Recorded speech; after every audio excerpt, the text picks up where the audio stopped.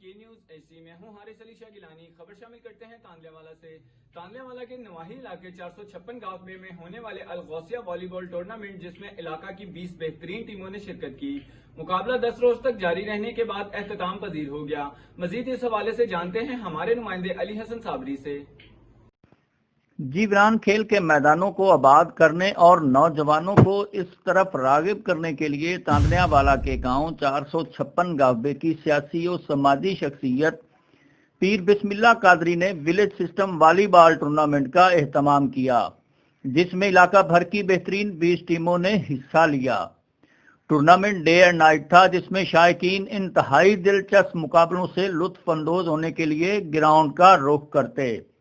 والی بال سمیشنگ مقابلے 10 روز جاری رہے، جن میں ہر ٹیم نے بہترین کھیل پیش کیا۔ مقابلے 10 روز جاری رہنے کے بعد گزشتہ شب اختتام پذیر ہوئے۔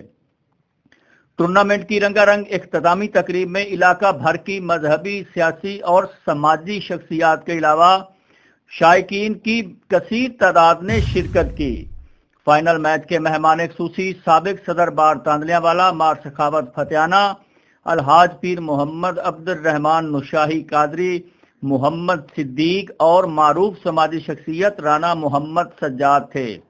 ٹورنامنٹ کا فائنل الاحمد کلب گنڈاس والا اور البرکت کلب 456 گاوبے کے درمیان کھیلا گیا۔ اس موقع پر شائقین کی بہت بڑی تعداد میچ دیکھنے کے لیے گراؤنڈ میں پہنچی۔ میچ کا آغاز پاکستان کے قومی ترانے کے ساتھ ہوا۔ اپنے سر جیت کا صحرا سجانے کے لیے دونوں ٹیموں نے خوب جان لڑائی، مگر بہترین کھیل پیش کرتے ہوئے الاحمد کلب گنڈاس والا نے جیت کا صحرا اپنے سر سجا لیا۔ میچ کے اختتام پر جیتنے والی ٹیم کو ٹرافی اور نقدی انعامات سے نوازا گیا۔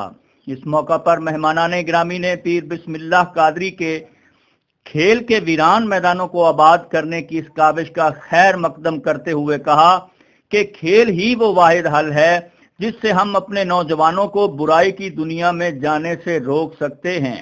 کیمرہ مین چاند بلوچ کے ساتھ علی حسن صابری، تاندلے والا۔